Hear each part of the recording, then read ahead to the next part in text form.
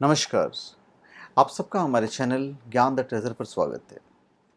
मैं कोशिश करूंगा कि हर सोमवार को आपको भगवान शिव जी के बारे में कुछ ना कुछ बताऊं।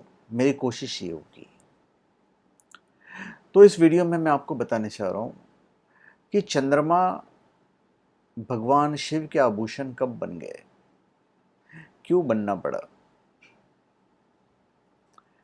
दो जगह पे इन चीज़ों का उल्लेख है कि चंद्रमा कैसे भगवान शिव के आभूषण बने, और दोनों मैं आपको बताऊंगा। इवन श्रावण के महीने में वर्षा ऋतु का प्रभाव होता है और इस ऋतु का स्वामी चंद्रमा को माना जाता है। श्रावण शिव जी से रिलेटेड है। तो पहली जो घटना है, पहली जो चीज़ है, वो भी हम आपको बताएंगे, और जो दूसरी मान्यता है वो भी हम आपको बताएंगे। मान्यता नहीं, हकीकत है। एक तो मैं शॉर्टकट में आपको बता देना चाहता हूँ। शिव पुराण के अनुसार चंद्रमा का विवाह जो है दक्ष प्रजापति के 27 कन्याओं के साथ हुआ था, और इन्हीं कन्याओं को नक्षत्र माना जाता है। और इन सभी कन्याओं में से चंद्रमा विशेष स्नेह रोहिणी से करते थे, और इस बात से नाराज होकर सभी कन्याओं ने दक्ष से शिकायत की, तो उन्हें चंद्रमा को श्राप दे दिया।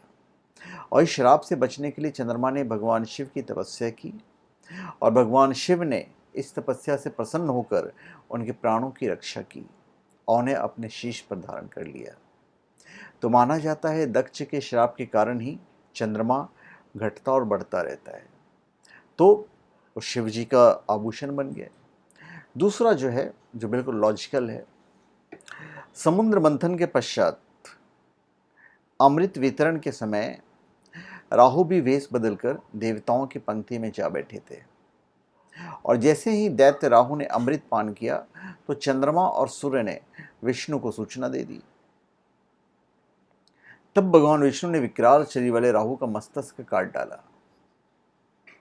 तत्पश्चात कई लाख मुख्य दैत्य गरजते तथा बल पराक्रम करने वाले देवताओं को युद्ध के लिए ललकारते हुए आगे बढ़े, और महाकाय महाबली राहु चंद्रमा और इंद्र के पीछे दौड़े तथा समस्त देवताओं पर ग्रास लगाता जा रहा था। राहु यद्यपि एक ही था, किंतु अपने मायावी ज्ञान के कारण सर्वत्र पहुंचा हुआ दिखाई दे रहा था।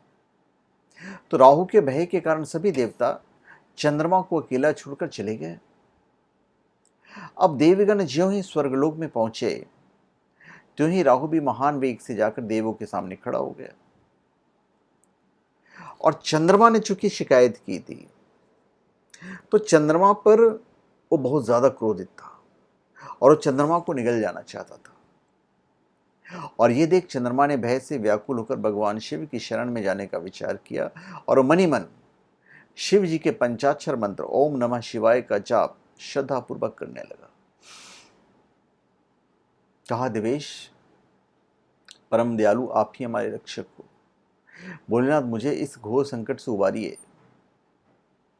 मैं आपकी शरण में हूं, मेरी आप रक्षा करें। और भोले बाबा तो भोले बाबा हैं, उन्हें तो किसी का दुख दर्द सहा ही नहीं जाता।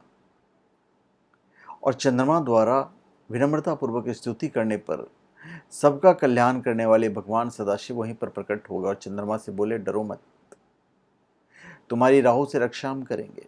और यह कहकर शिव जी ने चंद्रमा को अपनी जटाजूट के ऊपर रख लिया, और तभी से चंद्रमा भगवान शिव के मस्तक पर श्वेत कमल पुष्प की भांति शोभा पा रहे हैं, और पृथ्वी पर मंद मंद प्रकाश भी दे रहे हैं। तो ये दो कहानियां मैंने आपको बताई, कहानियां नहीं, ये दो हकीकत मैंने आपको बताई है कि भाई चंद्रमा भगवान शिव के आभूषण कैसे बन गए। तो धन्यवाद। आप सबका हमारे चैनल पे स्वागत है। आप हमारे चैनल पे सब्सक्राइब करें और अपने कमेंट दीजिए। धन्यवाद।